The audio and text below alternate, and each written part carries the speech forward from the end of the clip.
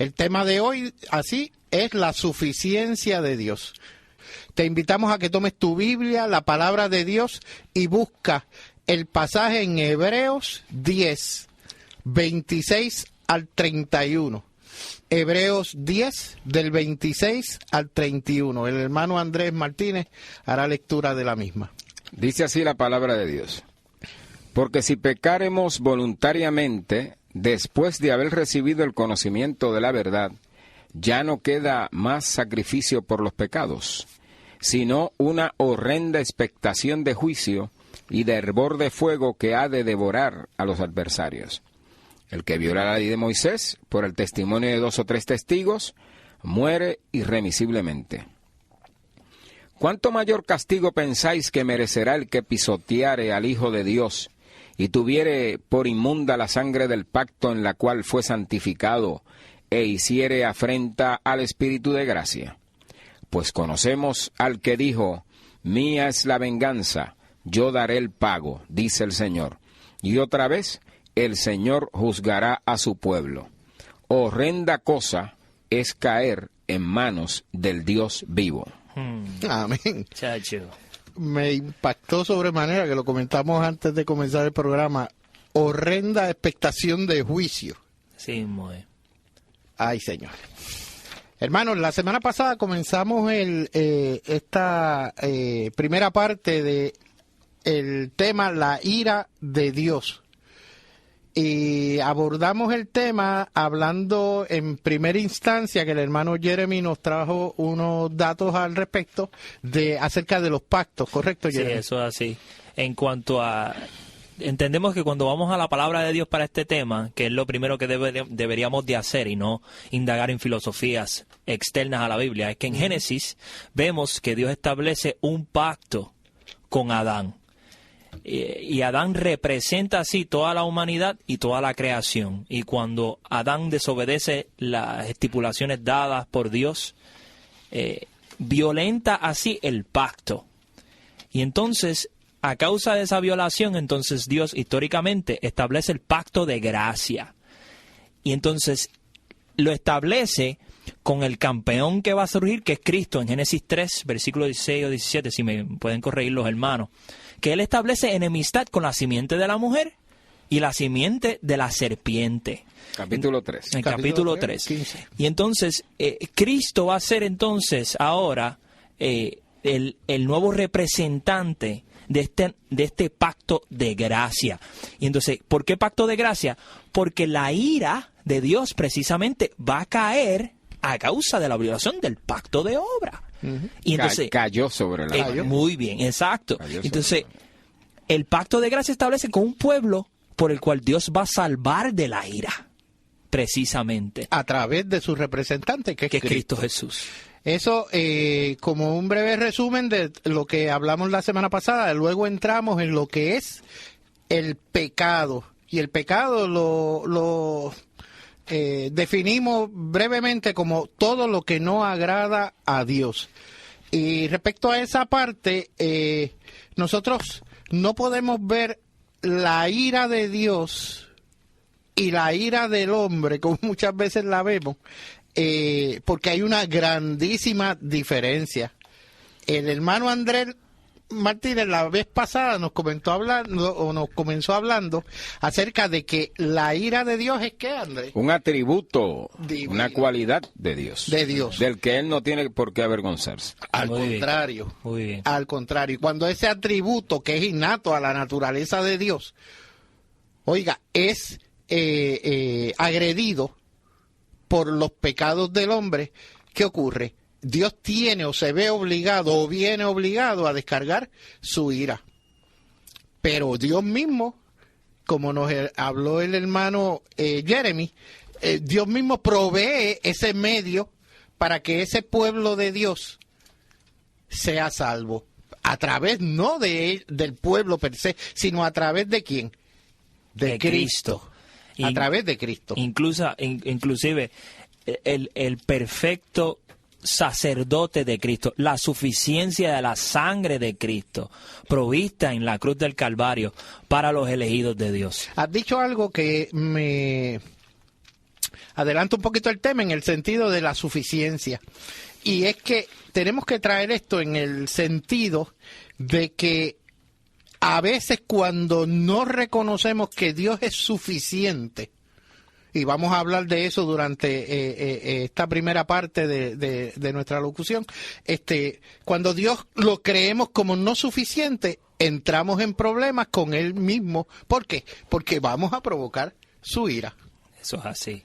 Incluso muchas veces nosotros, por causa de unos prejuicios en nuestra cosmovisión, como pecadores depravados, negamos estas cosas, como muchos ateos o agnósticos tratan de rechazar la suficiencia de Dios como el único sostenedor de la creación y de ellos mismos en ese momento que cuestionan. Entonces rechazan ese concepto, pero no viven así.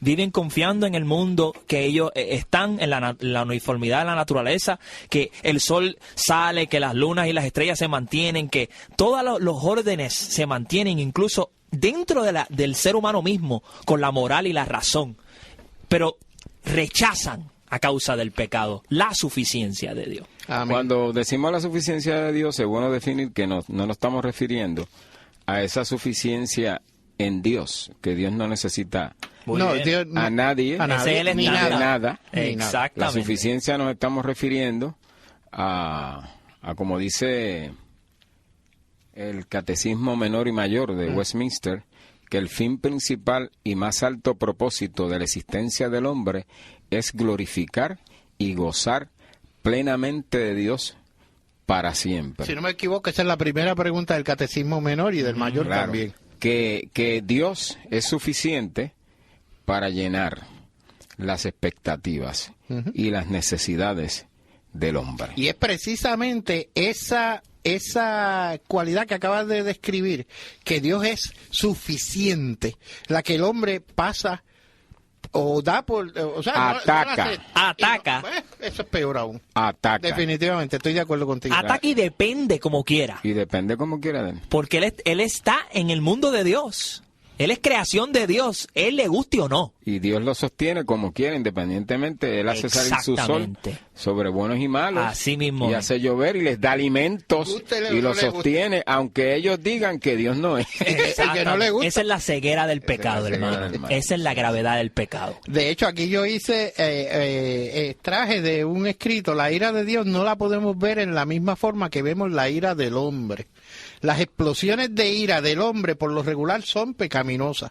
La ira del hombre no obra la justicia de Dios, dice seguro. Santiago. Porque casi siempre se producen por la falta de dominio propio. Y muchos menos no podemos controlar su duración. Dice Jeremías 3:12, no se ponga el sol sobre vuestro enojo.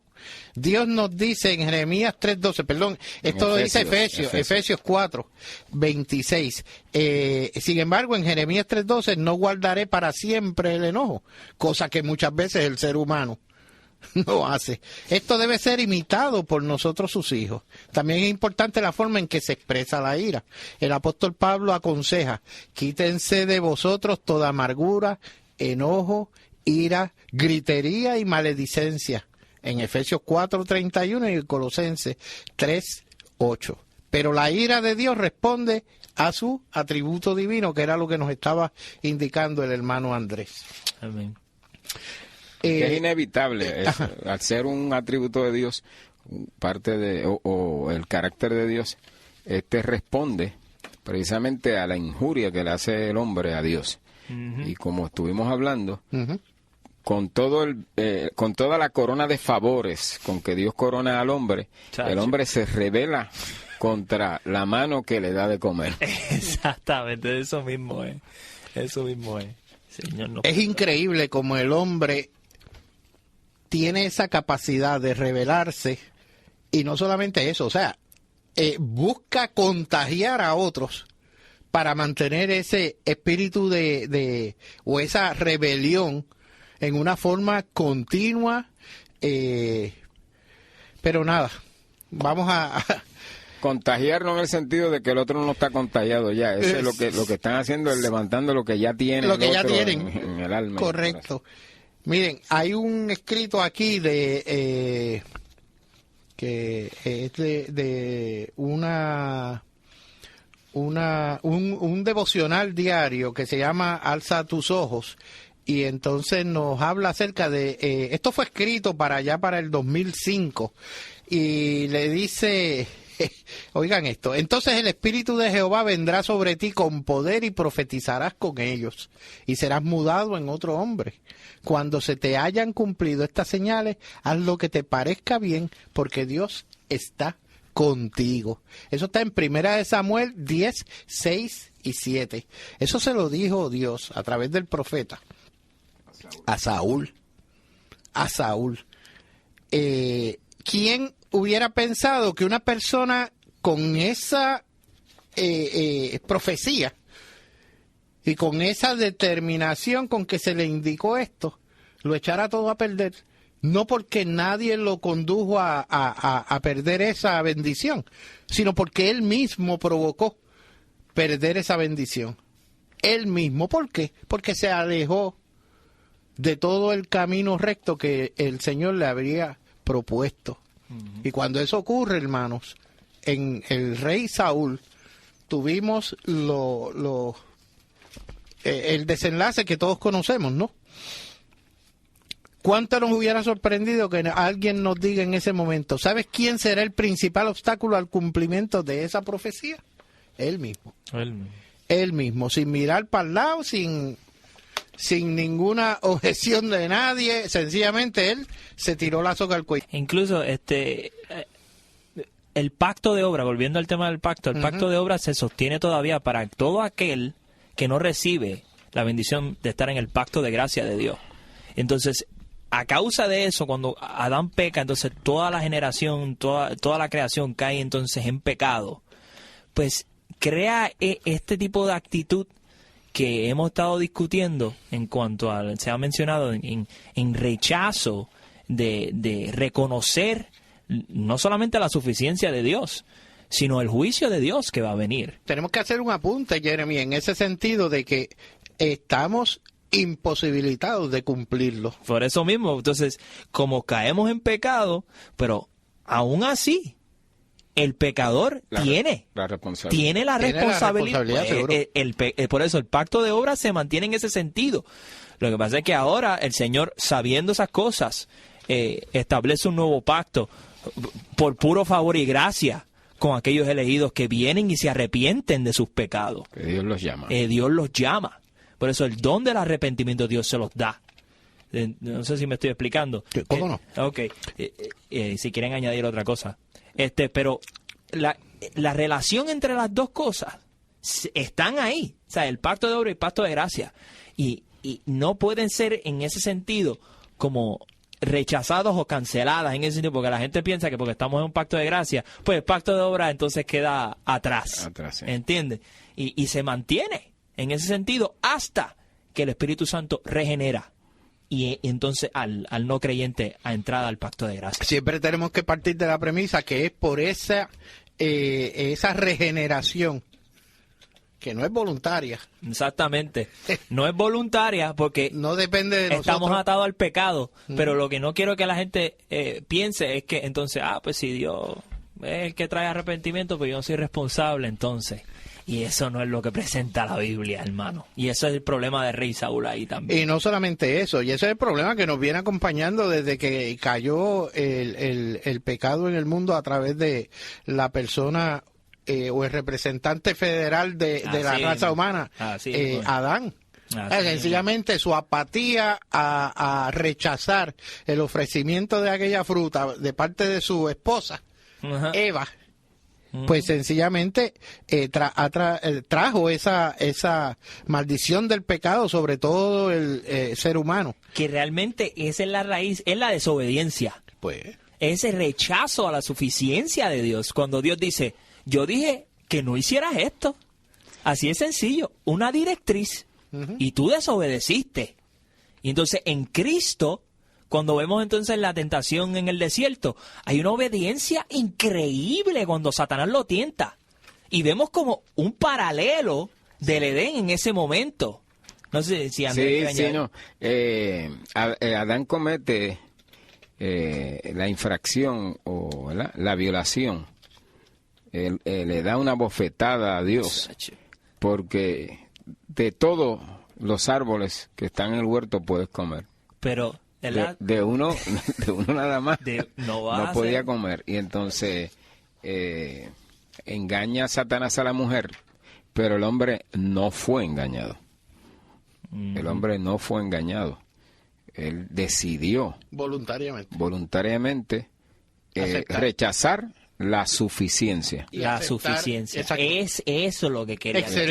Excelente. La suficiencia de la palabra de Dios. Cuando Dios dice, no hay que buscar otras autoridades, hermano. Cuando la Escritura dice, el Señor dice, no hay que buscar evidencia que apoye eso, en ese sentido, porque Dios es la absoluta autoridad. Hermano, el problema que tenemos es que por esa maldad del hombre se ha encargado de diseminar aquel mensaje de que la palabra de Dios, la única regla de fe y conducta que a nosotros rige nuestra vida, nuestro ir y venir todos los días, no es algunos días, no es los domingos nada más, ¿sabes? Así mismo es todos los días, tanto en nuestra iglesia, dentro y fuera de la iglesia, en nuestros trabajos. Yo hoy hablaba con una persona que yo le decía, yo soy fumigador y no estoy haciéndome promoción, sencillamente. Pero cuando yo fumigo para la gloria de Dios, hermano. Amén. Yo no fumigo porque, seguro, voy a recibir el pago de mi trabajo. Tampoco el Señor dijo que el obrero es digno de su salario. Digno de su salario, sí, pero en ese sentido lo que me refiero es que cuando yo hago este trabajo, a mí nadie me tiene que seguir para señalarme dónde tengo que fumigar o que yo esté echando el verdadero veneno. ¿Por qué? Porque yo hago eso para la gloria y honra de nuestro Señor. Amén. O sea, no lo hago para llenarle los ojos a nadie ni cosas así que se parezca. Y esa forma de vida, eso que tenemos que hacer, es la forma que debemos ver esa suficiencia de Dios, que debe llenarnos en todo momento, hermano, en todo momento, en y fuera de la iglesia. Amén. La iglesia no es solamente, como dije anteriormente, los domingos, hermano. Estaba viendo aquí que le leía al pastor a Carlos Cruz.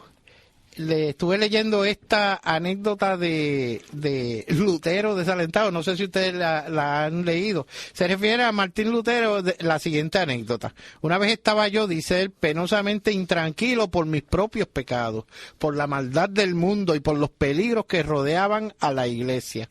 Entonces mi esposa, vestida de luto, se acercó a donde estaba yo y con gran sorpresa le pregunté quién había muerto. Con sus respuestas tuvimos el diálogo que sigue. No sabes, dijo ella, Dios en el cielo ha muerto. Pero, ¿cómo puedes decir semejante desatino, Catalina? Se llamaba la esposa de Lutero. ¿Cómo puede Dios morir? Él es inmortal. ¿Es cierto esto? Dijo ella. Indudablemente, ¿cómo puedes dudarlo? Tan cierto como que hay Dios en el cielo es que Él nunca morirá. Y entonces, ¿por qué estás tan desalentado y abatido? Dijo ella. Comprendí cuán sabia era mi esposa y dominé mi pesar, dice Lutero. Tremendo, ¿ah? Eso es, a veces dudamos de esa suficiencia de Dios en todas las cosas que nos rodean, hermano. Así, y tenemos que perder esa visión errónea o negativa de Dios en nuestra vida. Sí, es colocar el orden correcto de prioridades. Como dijimos, del Catecismo Menor y Mayor, que dice que el fin principal y más alto propósito de la existencia del hombre es glorificar a Dios. A Dios. Amén. Adán le dio una patada a eso. Así, man. Y entonces Pablo, hablando de la condición de la raza humana, dice que también lo hicieron, porque cambiaron la verdad de Dios por la mentira, honrando y dando culto a las criaturas antes que al Creador. Y entonces la idolatría aquí específicamente Pablo la señala utilizando imágenes, pero también podemos tomar el trabajo, los hijos, la esposa, nuestros deberes y ponerlos en el lugar que le toca a Dios, y entonces gozamos, tenemos eso como nuestro fin principal. El trabajo, la esposa, los hijos, la diversión, cuando hay que cambiar el orden, ¿no? Bien. El fin principal es Dios. Así, y por eso todas las cosas vienen por añadidura. A tener su ubicación. Por eso amamos a nuestras esposas. Por eso amamos a nuestros hijos. Por eso trabajamos.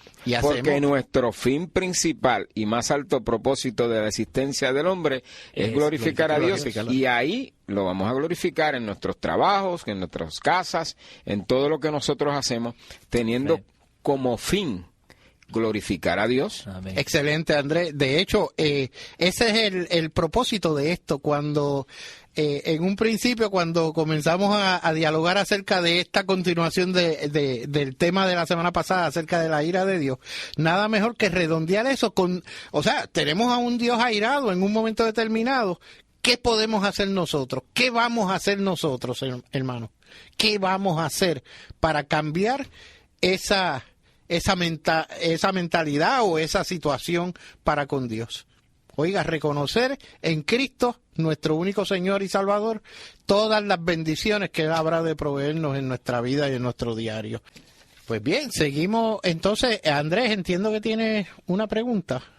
Bueno, tengo aquí una que me piden que aclaren unos versos, pero no entiendo qué oscuridad puede haber en el verso. Okay. Que Saúl tenía un hijo que era lisiado, y esto fue lisiado porque cuando murió se le cayó de los brazos a quien la cuidaba. Uh-huh. Y entonces en 2 de Samuel 9:4 David quiere hacer misericordia a los hijos de Saúl, y Mefiboset era uno de ellos, y él le hace esa honra, ¿no? Y lo sienta a la mesa de él.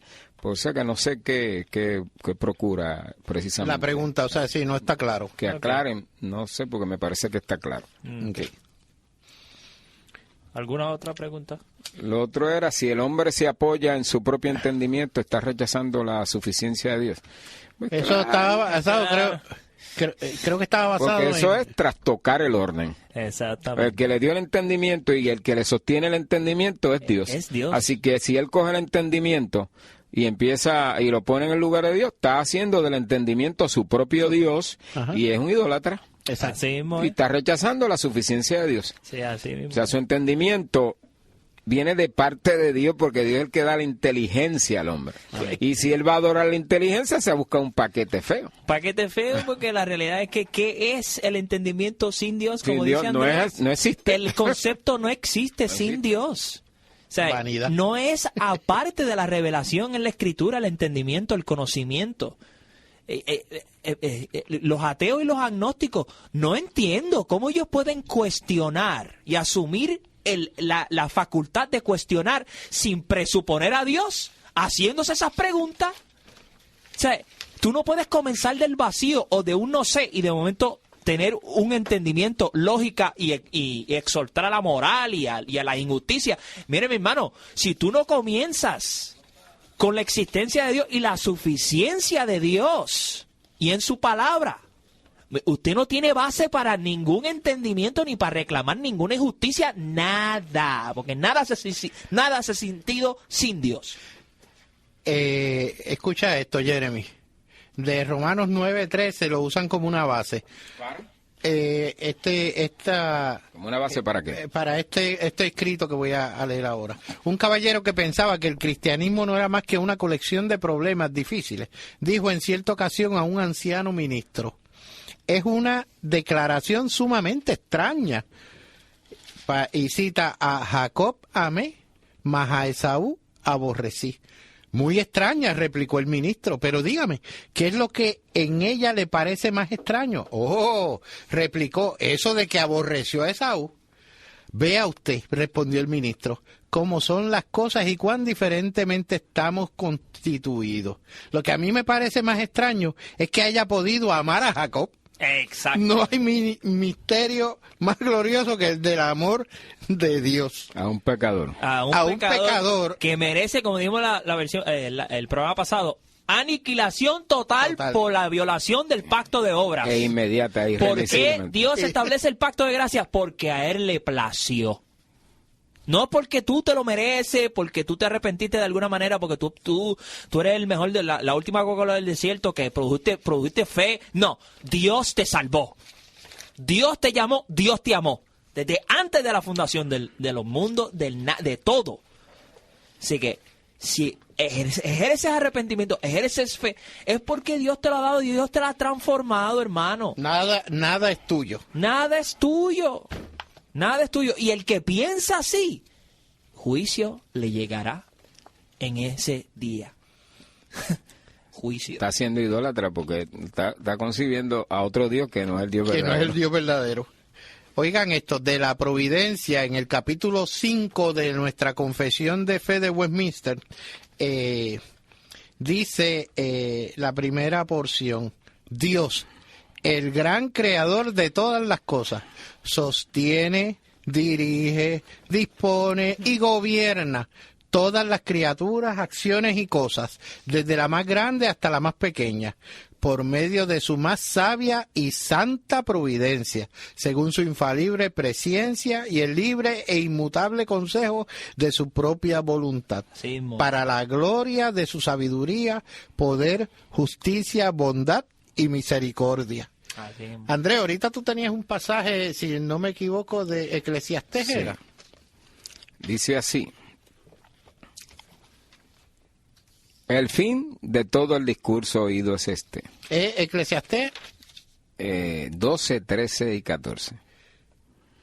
El fin de todo el discurso oído es este: teme a Dios y guarda sus mandamientos, porque esto es el todo del hombre. Porque Dios traerá toda obra a juicio, juntamente con toda cosa encubierta, sea buena o sea mala. Amén. Así mismo es. Así mismo O es. sea, Dios tiene que, en este sentido, Dios no puede pasar por alto el mal. O sea, su carácter es tal que no puede. Es santo para ver el mal, es tan que no puede verlo y pasarlo por alto. Así que Dios necesariamente tiene que responder a la injusticia y a la injuria que se le hace con los dones que le dio a los hombres. Y los hombres quieren hacer con ellos lo que quieren hacer. Y quieren fabricarse dioses con lo que Dios le ha dado. Entonces han dejado de adorar al donador para adorar el don. Y entonces Dios va a traer eso a juicio. Esas personas que piensan que Dios es tanto amor, que solamente es amor, están equivocados. Exactamente. Porque, se olvidan de la justicia de sino Dios. porque el amor no se goza de la injusticia, se goza de la verdad, De la verdad. ¿entiendes? Así que Dios va a traer contra todas esas cosas que se hacen en contra de Él, tiene que traer y descargar su ira. Y Dios ha establecido a Cristo como el que recoge la ira de Él para su escogido. El Exactamente. que no entre por ahí, la Escritura dice que el que no cree en el Hijo, la ira de Dios está sobre él. Así mismo. Así de claro nos habla la Escritura. Y es a través del Hijo la única forma de llegar La al única Padre. manera de llegar al Padre es a través del Hijo, y nadie va al Hijo si el Padre no lo envía. Amén. Para aclarar un momentito ahí, como Cristo, entonces, como Él obedece, como nuestro segundo Adán obedece la ley de Dios, pues entonces compra salvación para los que desobedecen y no tienen capacidad de obedecer a Dios. Es ese. Por eso que cuando Y que han sido llamados por Dios. Amén, sí. Que Dios mismo ha conocido y le ha placido salvarlo. Salvarlo. Cristo, en ese sentido, cumple el pacto de obras por nosotros. Para salvarnos por gracia. Para salvarnos por gracia. Así, por eso es que Cristo es la única manera. Cuando confesamos nuestro pecado, cuando nos arrepentimos y venimos a Cristo como nuestro único y personal Salvador, estamos confesando que Él nos representa ante el Padre. Y podemos tener relación con el Padre directa. Obtenemos perdón de pecados. ¿Por qué? Porque Él lo hizo, porque Él fue obediente, nuestro segundo Adán, en sellar este pacto por completo. Y esperamos su consumación. No se confunda, hermano. O sea, no es por su propio interior que usted va a ganar esa salvación. Amén. Usted tiene que responder a Cristo con un arrepentimiento y hacer las cosas que la palabra nos dice. ¿Ok? Es a través, y cuando usted hace esas cosas, oiga, es porque el Padre puso ese granito de fe en su corazón. Usted no viene solamente al Padre, porque yo tengo fe. Oiga, la fe viene del Padre. Efesios 2, 8, 9 es claro en eso. Por gracia soy salvo por medio de la fe, pues esto es don de Dios. Oiga, un don de Dios es una dádiva, una gracia que Dios le da. No por obra, dice el versículo, para que nadie se gloríe. Yo soy mejor que Andrés, porque quizás tengo más dinero que Andrés, una mejor posición. Pero oiga, si Dios no puso ese granito en mí, que se llama fe. Ay, Señor, me acuerda a Lázaro y el rico, ¿verdad? Oiga, la ira de Dios, el enojo y la indignación de Dios frente al pecado le conducen a hacer juicio sobre este. Es más de lo mismo que hemos estado hablando, derramando su ira en el merecido castigo y retribución. Dios es justo y Dios está airado contra el impío todos los días, según el Salmo 7:11. Es bueno señalar también que ese refrán que hay por ahí, que Dios ama al pecador, pero aborrece el pecado, en esa construcción está equivocada. Dios aborrece el pecado y aborrece también al pecador, porque el pecado no se hace solo.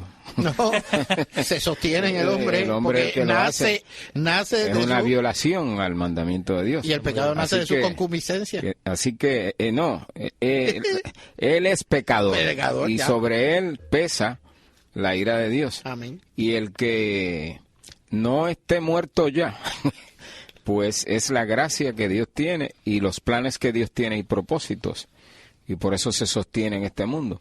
Pero sobre él, si no escoge el camino que Dios ha trazado para esto, entonces sí va a haber la ira de Dios. Horrenda cosa es caer en las manos del Dios vivo. Así, como dice Eclesiastes. Incluso estas personas que cuestionan el juicio no viven para nada así. Como había mencionado en el programa pasado, es que me molesta tanto cómo la gente cuestiona la ira de Dios y el juicio venidero, a caer Dios para el réprobo, el que todavía está en el pacto de obras bajo la cabeza federal de Adán. Entonces, pero viven como haciendo juicio, dependiendo de una sociedad que necesita enjuiciar, claro, y encarcelar al criminal y condenar al criminal. Mi hermano. Y ellos están de acuerdo con que lo condenen. Y ellos están, porque precisamente, además de que, mira, nosotros somos imagen y semejanza de Dios, el atributo de Dios se refleja. Nosotros tenemos que vivir así, porque somos hechura suya, para que la sociedad se mantenga, para que haya un orden. Tiene que haber juicio con todo lo que está incorrecto. Sí, con todo lo incorrecto. Y ellos aprueban que haya juicio con lo incorrecto. Pero Dios no. Pero Dios no, ¿verdad? Dios no. No, porque Dios es muy bueno. De hecho, para Dios es otra medida. Es otra cosa. Otra cosa, Por favor, usted no vive así. Oiga, y eso lamentablemente es que no conocemos o no queremos reconocer nuestra responsabilidad en el pecado. Ay, sí. No la queremos reconocer. Cuando no reconocemos esa responsabilidad que tenemos, el ejemplo craso, cuando Dios cuestionó a Adán, ¿qué dijo? La mujer que me diste. O sea, que es peor. Sí. Culpó a Dios de mi pecado, de mi porque caída. nos comparamos. Sí. O sea, yo no soy como ese. Ujú. O sea, yo no soy como ese publicano. Oiga, pues, O sea, hermano, yo doy pero diezmo, Adán, yo doy diezmo. Adán dijo, yo no soy como tú, que me Claro. diste una mujer mala. Sí, eso mismo. La Siempre mujer le y él, estamos echando y la Dios. culpa a otra persona A porque otro. nosotros nos consideramos Santo. mejores que los otros. Pero es bueno que sepamos que el que viole uno de estos pequeños mandamientos viola toda la ley, toda la ley. Es decir, que el mismo que dijo no robarás, también dijo no matarás, no hurtarás, es contra el que se hacen todos los pecados, los menores y los mayores. Y no puede haber comparación porque a la hora de juzgar Dios no va a medir, No. ¿verdad? Este mató y no. este no recibió a Cristo. Un granito leuda toda la masa. No, leímos, el que viola la ley de Moisés muere irremisiblemente. Irremisiblemente. ¿Cuánto mayor castigo creen que merecerá aquel que pisoteare al Hijo de Dios y tuviere por inmunda la sangre del pacto en la cual fue santificado e hiciere afrenta al Espíritu de gracia? Amén. Es decir, que es mayor Ujú. el pecado del rechazo a la persona y al pacto que Dios hizo en la persona de Cristo que todo lo demás. O sea, todos van a ser condenados por pecado, pero si el criminal se arrepiente, A ver. va a tener Su justa retribución. salvación. Y el que no es criminal, que ha sido moralmente bueno, socialmente bueno, cuando haya la presencia de Dios, Como no que va. era, porque esas porque obras esa son no es la trabajo razón. sucio. Sus laureles, sucio. sus laureles los Porque- tuvo en vida. Porque son los mismos que los del criminal. Así mismo Son es. igualitos. Así mismo es. Así. Sus laureles los Pesa tuvo la en ira vida. de Dios igual Pesa la ira de Dios. sobre cualquiera que no.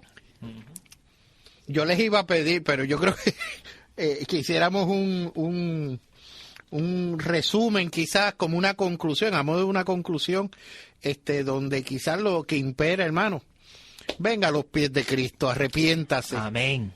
pida que el Señor ilumine y guíe su vida, Amén. defínase, acepte su situación pecaminosa y acuda a los pies de Cristo. Amén. No sé si alguno de los hermanos Seguro quiere... que sí.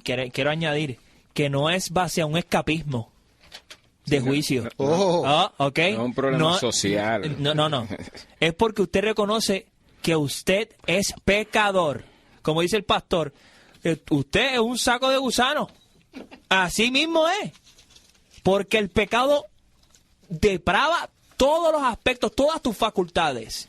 Y cuando tú te miras en el espejo y cuando tú ves que tú eres un pecador merecedor del infierno eterno, Y que Dios tiene razón para y echarte tiene en el infierno. toda la razón para hacerlo, pero tú miras al Calvario y tú miras la sangre de Cristo y tú reconoces ese pecado. Eso es arrepentimiento. Eso es arrepentimiento. Tú ves la gloria de Dios en esa cruz del Calvario, que no hace falta más revelaciones, que no hace falta más añadiduras. No, Cristo es suficiente. Hermano, eso es lo que quisiéramos. Y eso es lo que oramos para que Dios traiga sobre su vida. Y ese ha sido el mensaje de lo que hemos querido transmitir en estas dos participaciones que hemos tenido la semana pasada y esta. El mensaje del arrepentimiento, el mensaje de que usted entienda su posición, no social, su posición espiritual respecto a la palabra y al juicio de Dios. Como siempre, la bendición del Padre, que el Señor esté contigo, tu familia, y en el nombre de Jesucristo, tu único y Salvador seguro, Señor. Amén y amén.